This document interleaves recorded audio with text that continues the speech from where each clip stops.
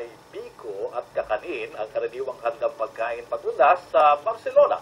Patok ang tradisyonal na pagkain na tinatawag na canelets. Alamin kung ano ang masarap na pagkain ito sa report ni Dan Juanyo. Sikat ang panayet sa mga lugar sa Spanya tulad ng Valencia, Baleares at Catalunya sa tuwing sasapit ang undas. Sa Barcelona, ito ang binibenta ng karamihan ng mga pastisseria at panaderia. Iba-ibang hugis, kulay, disenyo ang magpapatakam sa mga mata. Pangunahing sangkap nito ay patatas, kamote, almonds at asukal na kapareho sa sangkap ng masapan na dinala sa Spanya noong sakop pa ito ng Arab Empire. Pinakasikat na panayets ay ang panayets si Pinyons o ang panayets na may pine nuts. Kahit na may kamahalan, mabenta ito, lalo na ito ang inihahain sa kastanyada, isang tradisyonal na salo-salo bago ang araw ng mga patay. Ang mga Pinoy naman na matagal na sa Barcelona, kagaya ni Ginang Bida Bella Lamson Cabanilla, ay panayets din ang hain, kasal sa isang Katalan na kaugalian na ng kanyang pamilya na magkastanyada. Kasama ng panayets, nasa mesa ang kastanyas at sweet wine o moscatel. Mga pamilya ng asawa ko, mga family Rubio, all of them are Catalan.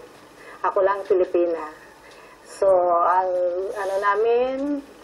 salo-salo namin is panilets. Tapos, may may mga kastanyas. Kumakain kami ng mga kastanyas.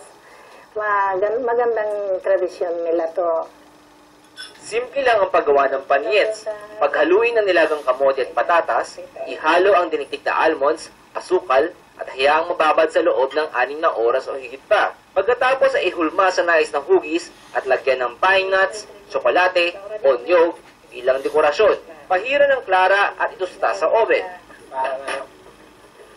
Parang in-order sa pasteleria. Okay. Masarap, kakaibang lasa dahil nga meron siyang pinyon na sabi may pine nuts na wala sa atin. Pero dahil kamote, more or less alam natin kung anong lasa. Pero ang combination niya, kakaiba. Dahil mayaman ito sa carbohydrates, angkop lamang na kainin ito para sa parating na taglamig. Para sa Balitang Europe, Daniel Infante Tuanyo, Barcelona, Spain. Wow!